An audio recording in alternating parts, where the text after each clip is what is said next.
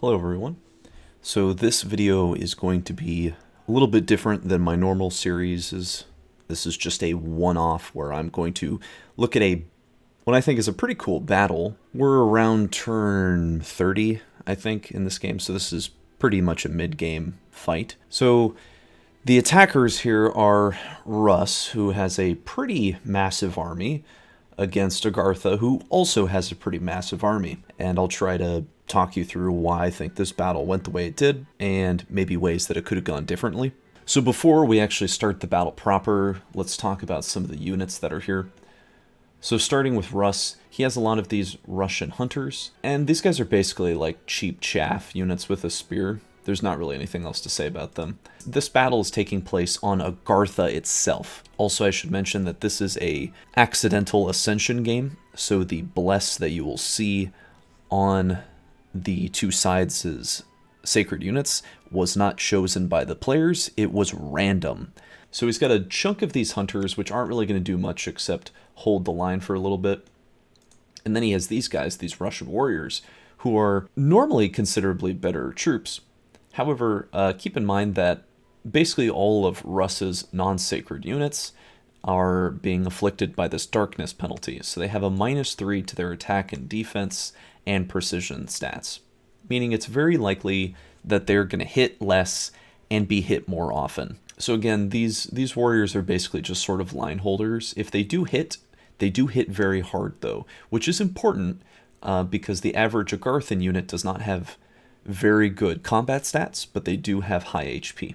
And lastly, over here are the Chud Warriors. These guys are all pretty much in the same boat. They have very high experience points, but they're either suffering from some negative affliction, or their armor is rusty, and or their helmet is just broken, or their shield is their shield's damaged. Let's see if I can find someone who has a damaged shield. Yeah, this guy, his shield's damaged. I mean, this one, he just doesn't even have a helmet anymore.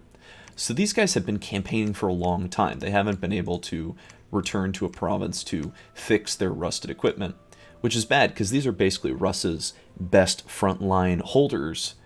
You know, having the best stats, the most experience, the most HP, most morale, most protection, just sort of the best all around.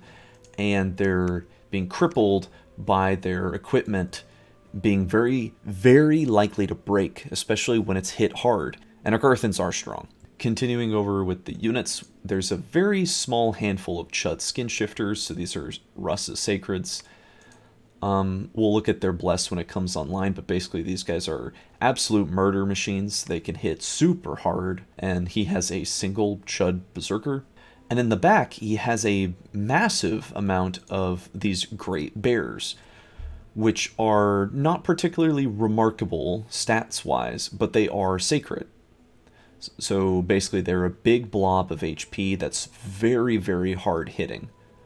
And when blessed, they do a little bit more. So that's it for Russ's units. His magic that he brought, so he has a single Jade Sorceress who doesn't have any gems. I'm going to presume that she doesn't have any gems because this guy ran out of gems fighting in Agartha. But basically with these magic paths at level 1, there's not that much you can do without gems. He has a priest over here just to bless his few sacreds. He has a daughter of the sun, and she has fire 3 and a lot of fire gems, so I believe she is scripted to cast flaming arrows, which will be useful on the not this clump and not this clump, but just these guys, because they have short bows. Fire is pretty good. You can definitely get some fire elementals out here, which is going to make a pretty big difference. And this Russian wizard has a Thistle Mace, is nature 3 with it, and has some nature gems. So he's able to cast Howl, which is a very important battlefield spell.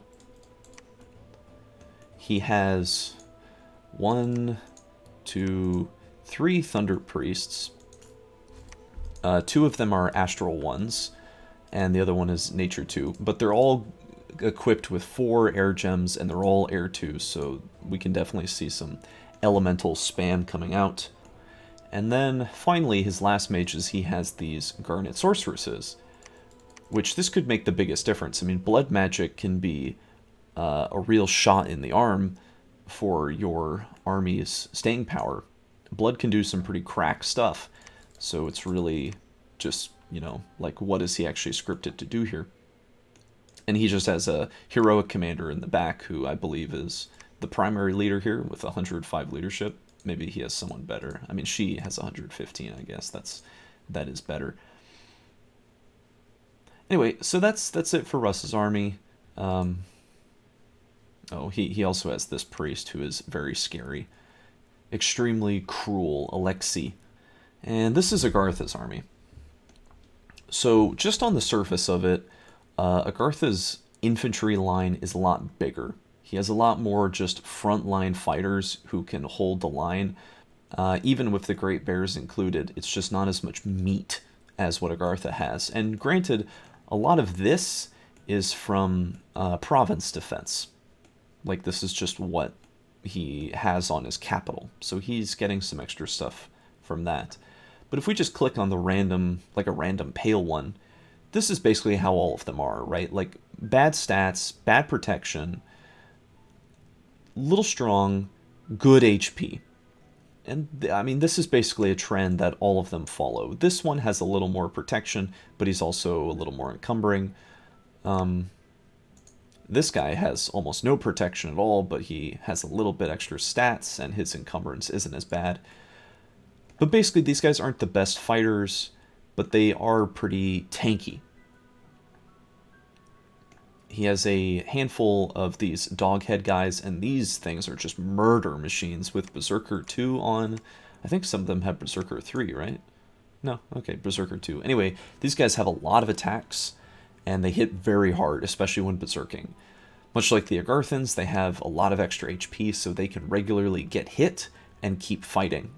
So you'll have to hit them very hard to kill them in one go so their Berserker does not pop. He has a couple cave crabs. The cave crab is a strange unit. It has one of the few attacks in the game that doesn't do slashing, piercing, or blunt damage. It just does crab damage, I guess. It's armor piercing. It's very hard hitting. The weakness of the crab is that it only has 4 magic resistance, which is sort of a trend that all animals follow. But it's very tanky, super healthy, and it hits really hard. And basically, following up on that, you have these troglodytes. They have trample attacks, so they are practically guaranteed to do tons of damage. It's just their glass cannons. You have these magma children. These are probably the most scary units Agartha is fielding right now. They're not super strong, they're not the healthiest, they're not very tanky, but they do have a flame strike attack, which hits in an area of effect 1, and it's armor-piercing damage. What this means is that, as it says, everyone inside the area of effect will be hit automatically. No attack and defense rolls are made. So the only way to really counter a Magma Children is not to have, like, elvish troops, right? You can't, like, push them away. They will always hit you, so you just need fire resistance. That's the only thing that'll protect you against them. Or you just need to kill them before they can get up to your non-fire resistance troops, which you can do. They are magic beings, and they do get strong in hot provinces, so obviously in the cold they're a lot less effective, or just having intense fire resistance so they can't do any damage at all would be best. He has some ghouls. These guys are, they do have this paralyzing poison, which causes extreme fatigue damage, so these guys can knock you out very rapidly. And then he has some fish mercenaries, basically the same as an average Agarthan, except they have a net, which reduces your defense skill to practically 0 if you get hit by it. So overall, Agartha's infantry line is a lot bigger and a lot more scary, I would say. But on top of that, he also has more mages. He has these olms, which are these worm things, these olm sages. I think all of them have 4 water gems, and they're all water 2. So with water gems and water 2 magic, you can cast quite a number of debuffs and buffs. You can't cast big water elementals, but I think he casts some small ones in this battle. These things are still pretty good, and even small water elementals are a threat. And once they run out of magic to cast, they can go to their Mind Blast attacks, which are really devastating. He also has a lot of Earth Readers, which are these Earth 2 mages. This guy has a few gems, but most of them do not. They're just Earth 2 mages, but an Earth 2 mage can cast Summon Earth Power and become Earth 3, and once you're Earth 3, you can basically cast everything that you really want in Earth, all the buff spells, a lot of the damaging spells too. He has Engravers, which are Earth 1 mages. All of them have a single Earth gem, so they're all going to cast Summon Earth Power to cheat their way into Earth 2, and then he has a bunch of Earth 2 mages. The big guys here are wearing their red capes. These are the Oracles. This guy's actually his Prophet even, so here we can see this is Agartha's Bless. Again, he didn't pick this Bless, it was randomly made by the AI. But these things are extremely high-level Earth mages. Let's start by just playing the battle normally and seeing what happens.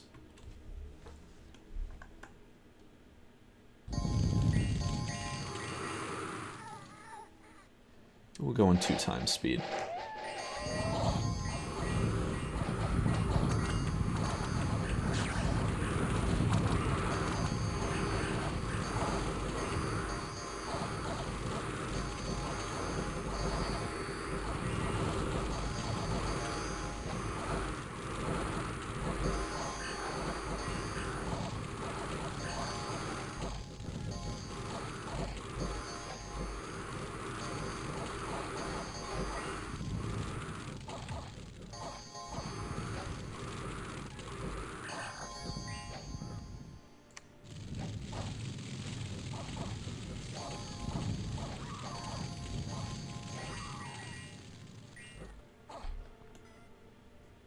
So Agartha does win, ultimately. And at pretty great cost to himself, although it's certainly recoverable. Considering he's being invaded by Russ, at the time of this recording, Russ is undeniably the strongest player in the game. So the fact that Russ is losing battles like this is really good for everyone else. And I think just looking at the numbers here, we can see pretty clearly that Russ just didn't bring enough stuff. Like, I'm going to be way more detailed later, but just as a very general overview, Russ did not have enough mages, and he didn't have enough troops. And that's really what it came down to from a very broad perspective. Like, if he just had double the number of bears, double the number of mages, I think he probably would have won this battle. But there was some very key important things that I wanted to look at and see why exactly do I think that made a difference in the battle. So these mages here, he has all of them casting big air elementals, and he has these blood garnet sorceresses casting summon imps. And I think in a vacuum this is fine. Air elementals are strong, and imps are good at bogging down units. Also, they're resistant to fire, so the magma children won't hurt them as much. However, let's watch what they do for the rest of the battle. So they summon air elementals again, and they summon imps again.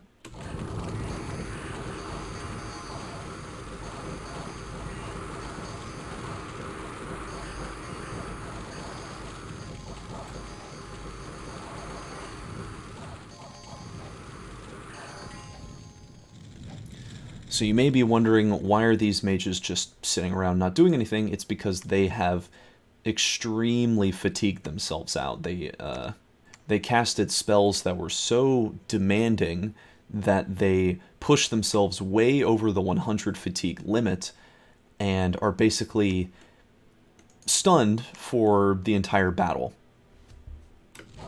And that's also why they get killed, because they're still sleeping as the Agarthan troops come for them.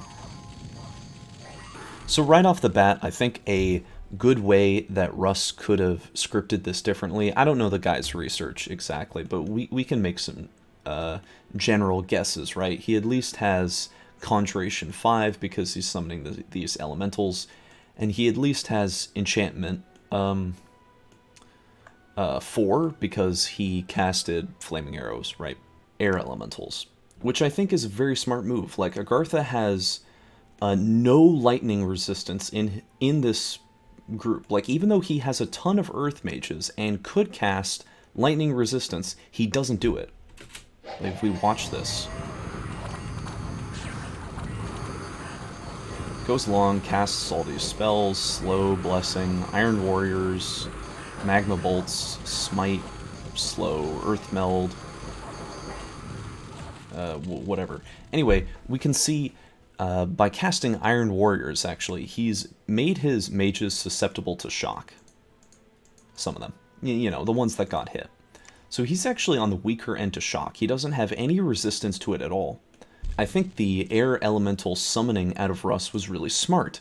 I think this is a great idea. They're trampling and they're very big, so they're gonna push through the Agarthans and do a lot of damage to them. Let's talk about the blood mages. These women are doing nothing. Like, the imps don't kill anything relevant. Here, we can watch them where they go. So, like, one's over here just flying around, one's in the back. A couple of them are killed instantly. Okay, and the imps are up here fighting the troglodytes, which they don't really do anything. It's mostly the air elementals who kill all the troglodytes. It's not the imps who take them out. So if I were in Russ's shoes, I think a great idea would be, since we know he has Blood 1 because he's summoning imps, if you research Thaumaturgy 1, which is a totally reasonable thing to have researched, it's extremely easy to get. It takes, like, you know, should take less than a turn. Put these guys in a communion.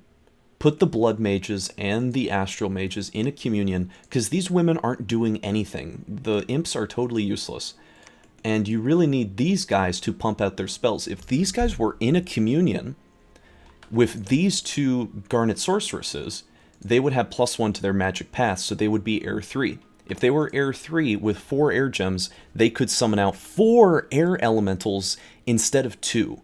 You could have pumped out a lot more air elementals, and I think 4 air elementals would have made a hell of a bigger difference than like 15 imps that did nothing, that just died. I think the air elementals would have been massively impactful. So the other key mages over here are basically these two. Ones for Russ, because he doesn't really... I mean, he has this sorceress too. We can watch what they do. So Phoenix Power, Moss Body. This guy is in the process of casting Howl. And he succeeds at casting it. So this is pretty nasty. Agartha, you'll see, is spamming Maws of the Earth, which is a big AoE damage spell, and he actually miscasts it a little bit. It hits a lot of his troglodytes and actually kills a couple. But this is really debilitating. Like, these Chud Warriors, a lot of them get mutilated by this casting, and it even pops his Amazon immediately. So I don't know if she was scripted to do something else beyond just casting Moss Body. Amazon basically didn't do anything. She casted Moss Body, which is a great spell, but only hit like 2 guys, and then she just exploded. So what about the other mage? So this guy...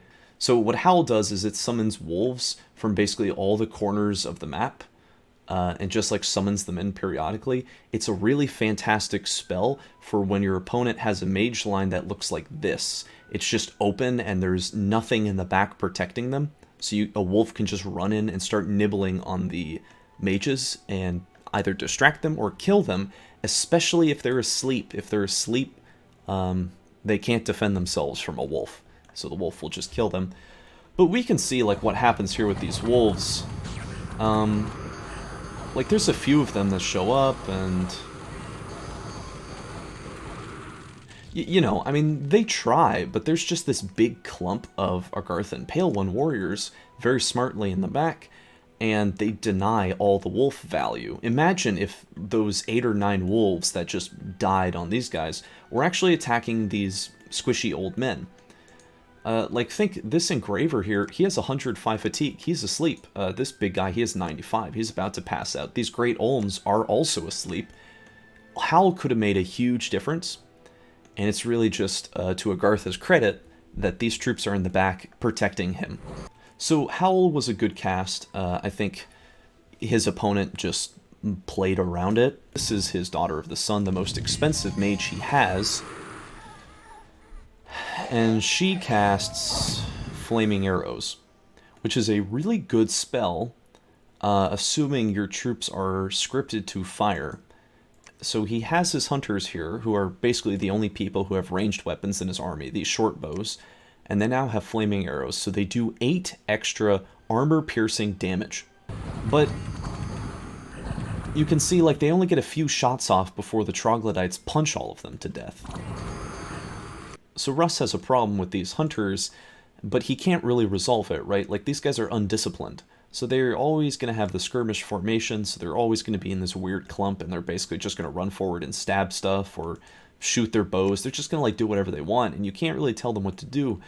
So, I don't think casting Flaming Arrows was a good idea at all, because it just didn't do anything, and he didn't have enough value to capitalize off them.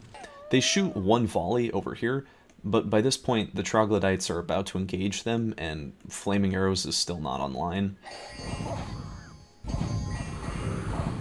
See, it goes off as the troglodytes engage them, so by this point it's too late. Summons a fire elemental, and then she casts Blessing? I can't for the life of me understand why you would cast Blessing on this woman. Like, if you wanted Dark Vision or extra HP, or more importantly, Combat Farcaster, to get some more distance on your spells, but if that was the case, why is it going up last? And then she casts Blessing again. Falling Fires. So yeah, you can see her first cast of Falling Fires did a lot of damage, actually. 11, 11, and 15 fire damage. That's pretty good. So it looks like this guy scripted him to cast Phoenix Power, Flaming Arrows, Summon Fire Elemental, and then Bless twice. Which I think is just wrong. Like, casting Bless twice is just a mistake. If these were Falling Fires, maybe that could have been 3 more kills. Like, Falling Fires is a real spell that can do actual damage, especially when your opponent has no fire resistance. Like, all these Agarthans, they have no fire resistance at all. You know, of course it's not going to do anything against the Magma Children, but it'll work against practically everything else the dude is fielding. So that could have done more.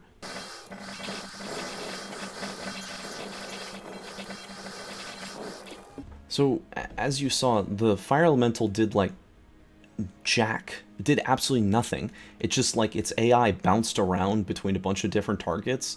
It poked a cave crab, I guess, a couple times, and then it just died because he had no magical leadership. The army was routing. So the Fire Elemental was a total dud, which leads me to Agartha, and Agartha's main failing this battle was having these troglodytes at all. Like, troglodytes are really good at killing indies, but against in a sustained battle, they sort of just crumple and die. So let's watch and see what the troglodytes actually contribute to this battle.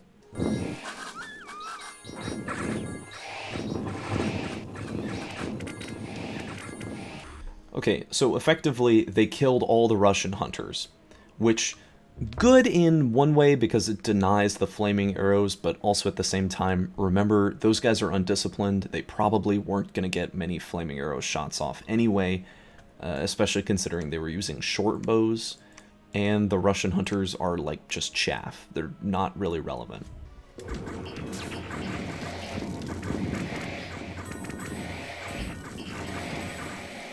So you see air elementals and imps come down and basically kill all of them without losing really a man. I mean, some imps die, but no air elementals perish. So the troglodytes effectively killed the possible flaming arrow targets, which again were garbage units, and then all died. That's an extremely expensive waste. Like, these things are so pricey. They cost 50 gold each, and the dude loses 20 of them. That's 1,000 gold just in troglodytes. Unless you're going to give them protection. Like, if you can cast Marble Warriors or Army of Gold or Army of Lead on these guys, then they become very good. They basically become like a cave crab, but with a trample attack. Not really much else to say about the other various groups of units. Like, everyone did their part. like all these things, they assisted in some way, or they're cheap enough that it's okay to just lose them. Obviously, the star of the show here are the Magma Children. Like, when the Magma Children contacted the Great Bears and are just shredding them apart. Here, we can jump to it.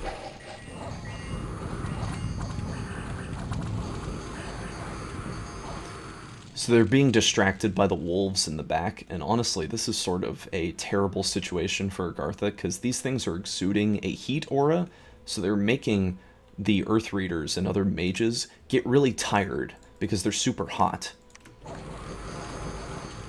But they do leave eventually. And then, yeah, they come into contact with the Russians, and you see the bears just melt. They're just deleted. Just one after another. These things have a crazy amount of HP. They have Undying too. So they have like 60 HP, and these things just butcher them. They just like run through them immediately. And this is like Russ's primary front line.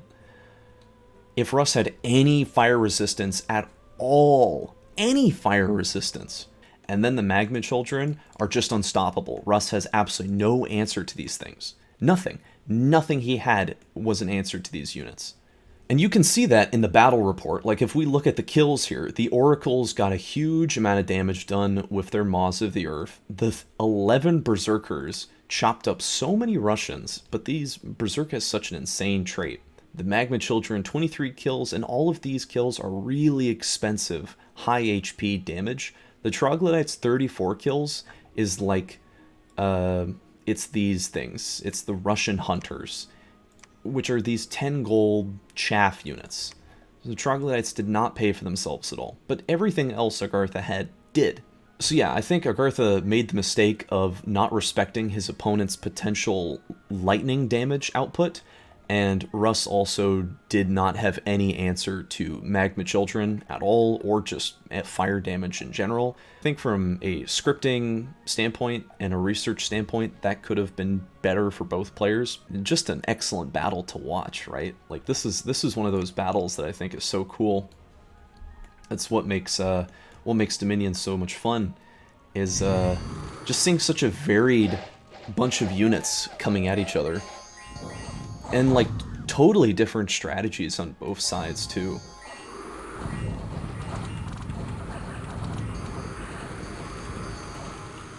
See, like, at this point in the battle, it kind of looks like Russ is going to win, actually. Like, he's killed all the Troglodytes, his bears are here in the front line, and they're just chewing up the pale ones. And the cave crabs are soon to die, but that's just because the Magma Children aren't there yet. You can see, like, he actually kills a lot of them. The Berserkers are going off, of course, like, killing all the human-sized troops. And then the Magma Children just, like, they don't leave anything. These Berserkers are insane, how much damage they did in this fight.